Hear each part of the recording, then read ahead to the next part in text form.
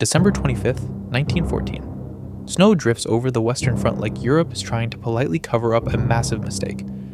A British corporal named Thomas peeks over his trench, expecting bullets, mud, or disappointment.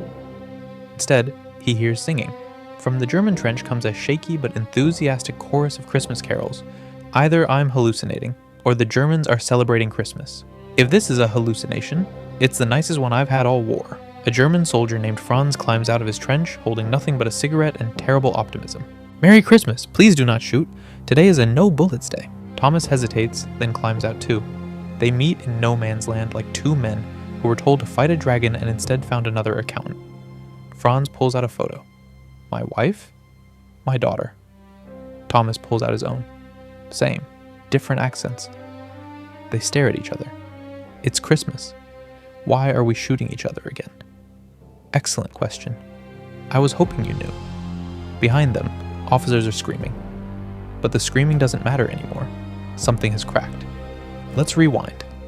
It's 1914. Europe is a tangled family tree with guns. Archduke Franz Ferdinand gets assassinated.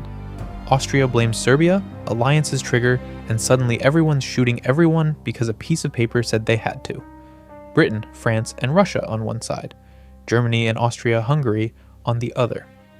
Millions of men are stuffed into trenches and told the war will be over by Christmas. It was not. The Christmas Truce wasn't supposed to happen, but it did. Soldiers sang, traded food, played football, and realized the enemy looked suspiciously like a guy who hated mud and missed home. And that's when the dangerous thoughts started. January 1915. The guns start up again. Most soldiers obey, but not all of them. A British corporal refuses an order. "Fire at the Germans." "Which ones, sir?" "The one who lent me a lighter?" In France, a farmer-turned-soldier named Pierre lowers his rifle. "I will not shoot another farmer, so a man in Paris feels important." In Germany, Otto tells his officer, "This war is stupid." These men are arrested, then executed. Firing squads work overtime. Propaganda screams about traitors. The lesson is clear. Think again and you die. The mutinies are crushed brutally, publicly. The war continues. Then comes 1916, Verdun, the Somme. Hundreds of thousands dead for a few kilometers of mud. Soldiers watch friends vanish in explosions. Remember those lads they shot last year for refusing? Yeah, I think they were onto something. That thought spreads, quietly, slowly, like rot in a wooden beam. Even officers start wondering why they're ordering men to die for lines on a map that move back the next week. Back home, Britain starts asking uncomfortable questions. Why is the king safe in a palace while working-class boys die in trenches? A factory worker puts it simply, 3 cousins started a family fight and my son paid for it. Riots break out. Crowds chant outside Parliament. End the war. Prime Minister Lloyd George tries to speak. Will your speech bring my boy back? It will not. Britain teeters on revolution. The monarchy survives, but barely. Protests turn violent. Troops are ordered to fire on crowds. Some do, some don't. I didn't survive the Somme to shoot my own people. King George V reads the situation correctly. It's bad. Very bad. Your Majesty, the situation is deteriorating. Define deteriorating. There is a guillotine being built in Trafalgar Square. The king packs immediately. In August 1917, the British royal family boards a ship to Canada, where they will remain temporarily for several decades. I'm not fleeing, I'm strategically relocating to another continent. You're welcome to stay in England. You're lucky you're a king. Britain becomes a parliamentary republic in everything but name. The monarchy technically exists, but very far away and very quietly. Parliament takes control. Lloyd George promises a reform, peace, and please stop with the guillotines. France has lost over 1 million men. Families are done. Strikes paralyze factories. We will not build weapons to kill our sons. Entire regiments refuse orders. Not mutiny, just refusal. Exhausted men sitting down. I will dig trenches. I will not die in them. Clemenceau tries to rally the nation. We must fight on. France responds with one word, no. Clemenceau resigns. A new prime minister, Paul Painlevé, takes over with a single promise. We will have peace, or we will have revolution. I prefer peace. It's cleaner. Back in Germany, things also go wrong. Again. General Hindenburg and Ludendorff see the writing on the wall. The Kaiser is losing, so let's remove him. In 1917, army units march into Berlin. Wilhelm II is informed politely. They decide the Kaiser has overstayed his welcome. They offer Wilhelm II a simple choice: resign peacefully or face consequences. I rule by divine right.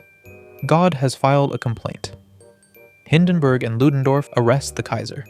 But it turns out, coups are easier on paper. He refuses. The generals act. But the army is tired of the war by 1916. Most soldiers don't care. About 30% remain loyal to Wilhelm, and they are furious because of his arrest. The rest side with the military junta. We swore an oath to the Kaiser. We swore an oath to Germany. Pick one. They do not pick the same one. Germany descends into civil war. Units that were supposed to hold the Western Front turn their guns on each other. The Allies notice. The Germans appear to be having a disagreement. A civil disagreement. With artillery. The Allies don't waste the opportunity. They push. German defenses collapse like a house of cards built by someone who hates cards, houses, and structural integrity. Towns that held for years fall in weeks. By summer 1917, Allied forces are deep inside Germany. Germany makes one last clever move, and by clever, I mean wildly irresponsible but effective. They put Vladimir Lenin on a train, point it east, and say, "Please destabilize Russia." Don't mind if I do. It works, immediately. Russia collapses into revolution. The Tsar trips, falls, and is replaced by communists. The Bolsheviks take power, wave red flags, and start renaming everything. Germany stops fighting on the Eastern Front. Europe exhales, then immediately panics. Austria-Hungary, meanwhile, was already on life support. They were already barely holding it together. Now it completely unravels. The empire dissolves into civil war. Each ethnic group, former province, and political faction starts fighting over who gets the crown. Emperor Karl I looks at a map. This went poorly. Czechs want independence. Hungarians want more power. Croats want out. Serbs argue about borders. Imperial units desert according to ethnicity. Soldiers who used to fight Russia now fight each other. Supply depots are looted. Officers are ignored. The emperor pleads, "Please stop fighting." No. Civil war spreads across the former empire like spilled ink. Taxes stop coming in. Food stops moving. Soldiers go unpaid. By 1917, Austria-Hungary is no longer an empire. It has dissolved into smaller countries, all vying for the throne, or at least for a crown-shaped paperweight. Maps cannot keep up. What country is this? Depends on the day. By winter 1917, nobody wants to keep going. Germany's junta barely wins its civil war by executing Kaiser loyalists with alarming efficiency. Order has been restored. You shot a third of the officer corps. Order, not popularity. The Kaiser is dead. Officially, natural causes. Unofficially, bullets are very natural in Germany now. Germany admits it can't win. Britain wants peace before the guillotine is finished. France wants peace before the next strike turns permanent. Russia isn't answering the phone. Austria-Hungary is now 7 countries arguing. In November 1917, delegates meet in Copenhagen. No speeches, no cheering, just tired men. We agree to stop shooting. Same. Now? Now. The Treaty of Copenhagen is signed. No reparations, no occupations. Everyone goes home and agrees to never do this again. The war ends with a sigh so loud it shakes the continent. Europe wakes up in 1918 and immediately checks the calendar to make sure the war is actually over. It is. Everything feels strange. Britain is now a republic in practice, with a royal family in exile drinking tea in Canada and insisting they'll be back any day now, once things settle. It's been 2 years, Your Majesty. I said once, things would not settle. France has a new prime minister who is extremely proud of one achievement, not being Clemenceau. Germany is ruled by a military junta that insists this is all temporary. Democracy will return soon. We've been saying that for 8 years. Consistency is important. Russia is fully Bolshevik now. Lenin runs the country. Red flags everywhere. The Romanovs are gone, permanently. Austria-Hungary is still in civil war, but at this point it's less empire collapsing and more neighbors loudly disagreeing with artillery. And then, in 1929, everything gets worse. October 1929, the global economy collapses like a souffle during an earthquake. This is bad. How bad? Remember when we thought the war was the worst thing ever? Yes? Adorable. Unemployment skyrockets, breadlines form, governments panic, Europe, already exhausted, now gets mass poverty as a bonus round. At least we're not being shot. True, now we're just starving. Progress. But there's no Hitler. Germany isn't crushed by reparations. There's no narrative of humiliation, just misery, shared, boring misery. No charismatic lunatic rises promising revenge. Germany's generals stay in charge mostly because no one has the energy to overthrow them. The Soviet Union looks west and sees weakness. Europe is tired, time to spread communism. Money flows, propaganda flows. Party organizers arrive everywhere. Europe responds instantly. We just removed a monarchy. We're not installing a committee. We already protest professionally. We are ruled by generals who shoot people. You think we're scared? The Soviets try again. No. They try a third time. We're seriously considering invading you now. Then someone remembers Verdun. If we invade Russia, that's another war. And we promised no more wars. Literally the one promise we kept. Everyone backs off. It's a Cold War before the Cold War. Less spies, more glaring. Without World War II, the 20th century crawls instead of sprints. Technology advances slowly. No desperate need for innovation.